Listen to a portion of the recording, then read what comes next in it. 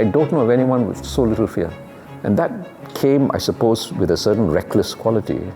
He was detained twice, in total for about 5 years. But he continued to advocate for a better future, to see the end of British rule over Singapore.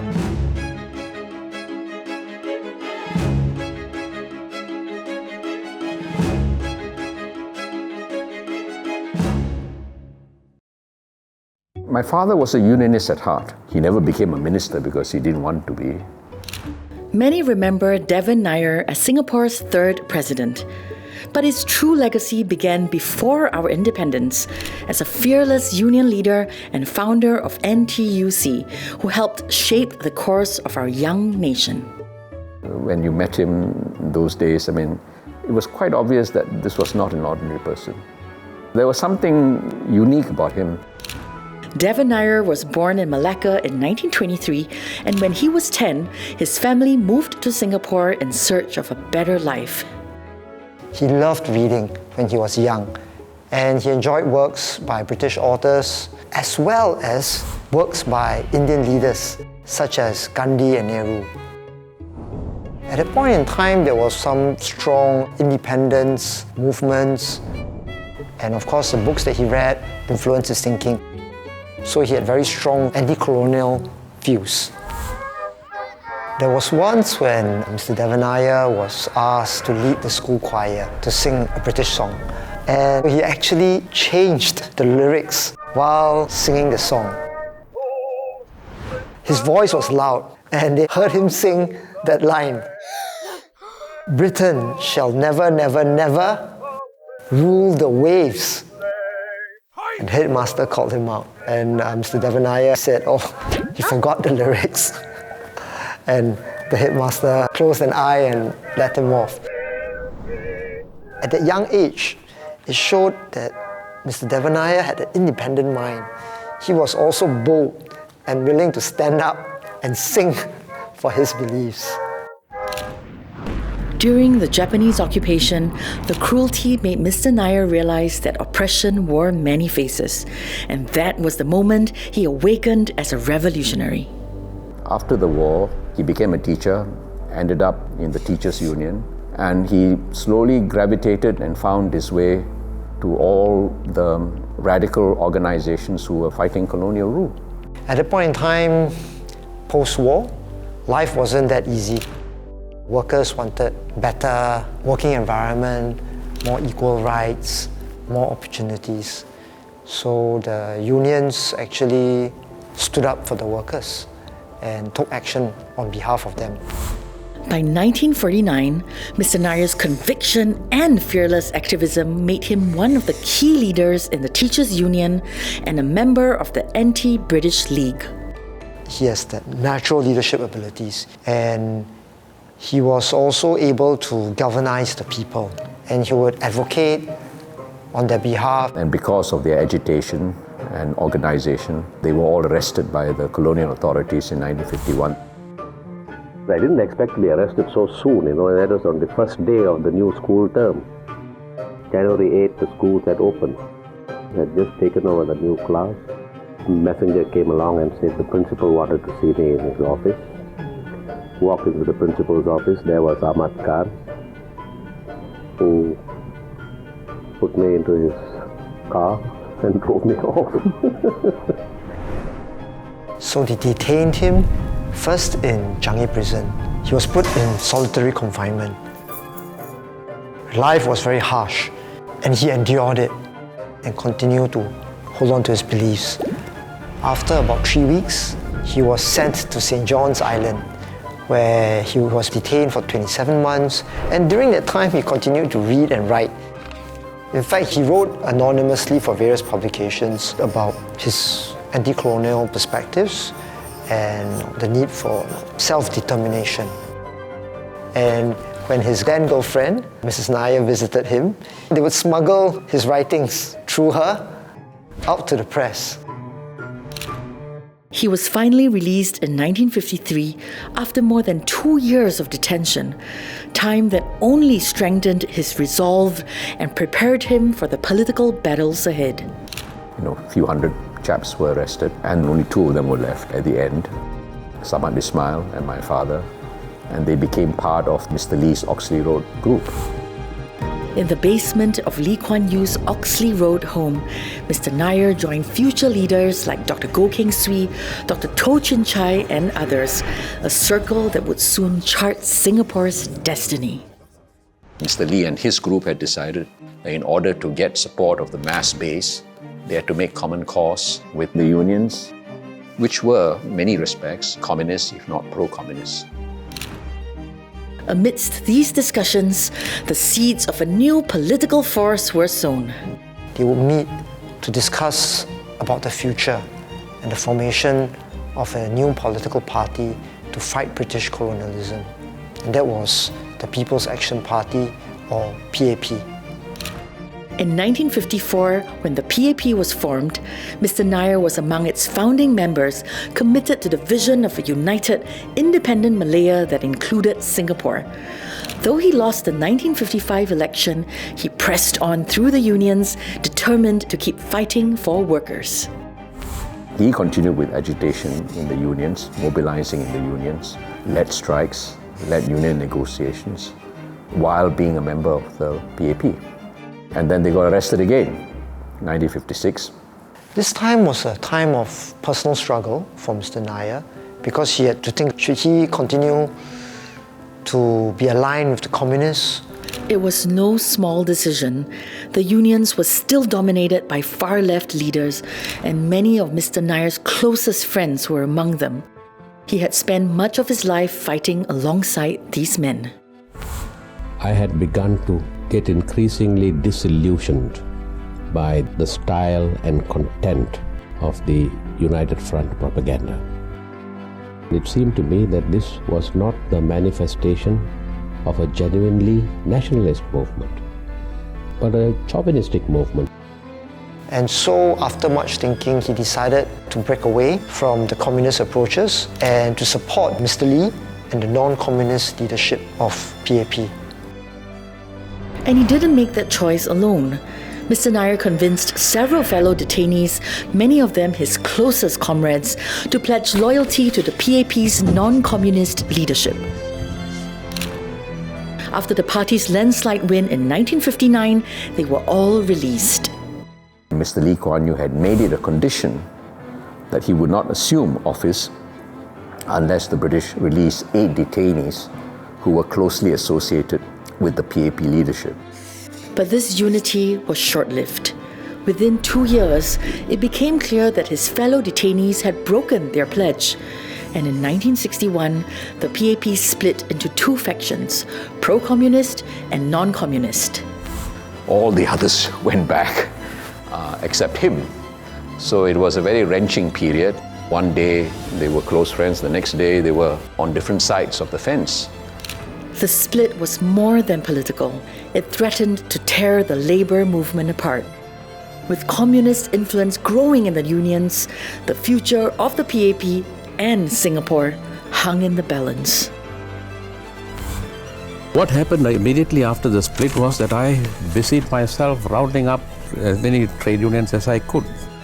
I made quite sure that my own union, the STC union, was not recaptured, because they did try to do that. It was a crucial, critical time in the history of Singapore.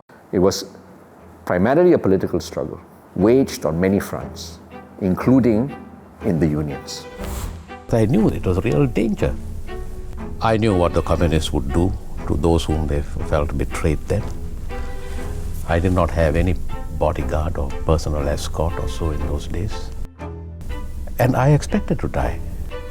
So it was very intense, those days.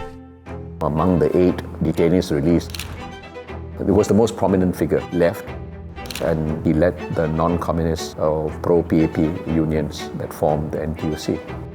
When the NTUC was formed, he believed genuinely that they were going to lose.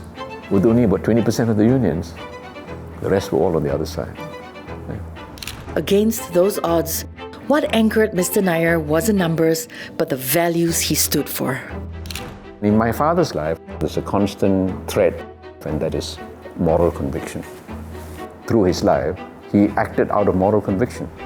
As Secretary General of NTUC, his leadership was defined by principle and incorruptible honesty. In NTUC, in those days, early days, so little money, the Secretary General kept the petty cash, 20 cents coffee, 10 cents pencil.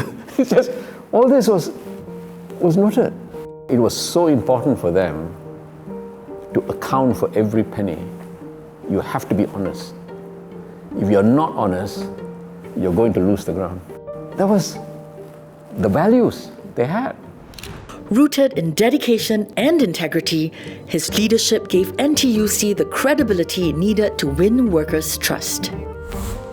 It was a very fast and intense pace. I used to begin the day early at 6:30 or 7, go straight to office, find myself in the field and carrying on. By the time I went home, it would be midnight, 1 o'clock. He would speak for the workers, care for the workers, stand up for their rights. So the workers could then see which unions were more successful, which unions were able to deliver the goods. Better working environment, more equal rights, more opportunities. And it was the unions under NTUC, led by Mr. Devan Nair. So over time, more and more workers joined the NTUC unions. By standing firm against communist influence in the unions, the NTUC strengthened the PAP's position, and in the 1963 general election, the party went on to win 37 out of 51 seats. If there had not been an NTUC waging a struggle in the trade union realm, it would have been far more difficult for the PAP to establish its dominance. Owing to his influence in the unions, Mr. Nair stood out in the 1964 Malaysia general election when the PAP fielded a few candidates. He ended up being the only one who won a seat. And in August 1965, when the separation was announced, Mr. Devan Nair decided to continue staying on as an MP in Malaysia. And it wasn't easy because his family would be in Singapore. Konyu was very upset and he feared that my life was in danger. And I said that I would see him and tell him that he need not have me on his conscience. That neither he nor anybody else in Singapore, including my wife, would be able to persuade me to leave the Malaysian Parliament and return to Singapore. Because as far as I was concerned, it was a matter of honor. I had been elected there and I must go through my full term. Mr. Lee's deepest concern was for Mr. Nair's safety, but he also knew Singapore's fragmented trade unions needed his leadership and kept urging him to return in the years that followed. Trade union membership was declining and they were drifting, so he wanted him back. But there was also a political concern. So long as Mr. Nair remained an MP in Malaysia, it strained relations between the two countries. So he accepted it. I think by then he also accepted that the separation was permanent. So in 1969, Mr. Nair came back to Singapore and he resumed the leadership of NTUC. And this was an important phase. Singapore was still a young nation then, and Mr. Nair's leadership turned a fractured labour movement into a driving force for nation building. He helped to revolutionize and modernize the trade union movement so as to help them to level up to meet the challenges ahead. He urged the unions to collaborate with the government as well as the businesses.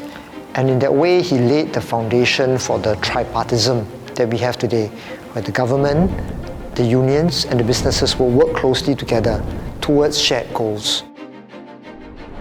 He helped the unions to become constructive partners that actually supported the economic growth of the country.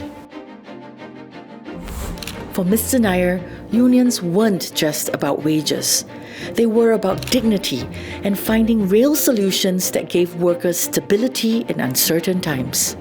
In 1970, he helped set up NTUC Comfort, which is today known as Comfort Delgro. So at that point in time, there were retrenched workers. So he helped these retrenched workers to find jobs as taxi drivers. Beyond NTUC Comfort, he also helped build other household names like NTUC Income and NTUC Welcome Supermarkets, today known as FairPrice. These social enterprises actually serve to provide valuable employment for the workers, as well as useful services to society. In 1981, following the death of President Benjamin Sheares, Mr. Lee turned to Mr. Nair to take on the role as president, valuing the integrity and moral conviction he had shown. I remember that on the eve of becoming president, he called Dr. Goh and said, "Can you please tell Harry I don't want to do this?" He was a man of action, but the president can't act. In those days, was even more of a ceremonial president. He had a person of strong views. Your president cannot express strong views. It was a completely mismatch. At that time, few were considered suitable for the position, and so, out of a sense of responsibility and commitment, he accepted that role. As a president, he cared for Singaporeans and the well-being of the people. He continued to serve and he engaged with Singaporeans from different walks in life. In 1985, before the end of his term as president, Mr. Nair stepped down due to ill health. His resignation sparked much discussion, but what remains clear is the profound impact he had on Singapore's labour movement and the making of modern Singapore. I hope that people will appreciate his efforts and contributions and see him for who he is over the years. His legacy in terms of the trade union efforts remain thriving today, and in these uncertain economic times, it remains all the more relevant. What was he most proud of? It was NTUC. He had a plaque in his study that he got from STC Union, and that was the only political memorabilia that he kept, because when the split occurred, the STC Union was among the few unions that stayed with him. So that was his identity. Mr. Nair's passing in 2005 marked the loss of a leader whose resilience and resolve played a pivotal role in our nation's story. Mr. Devan Nair dedicated decades of his life to the service of people. I hope that people can remember him as a leader who cared for his people. And through his work as a trade union leader, he made that difference. My father was born a rebel. He was a deeply courageous person, a person of conviction.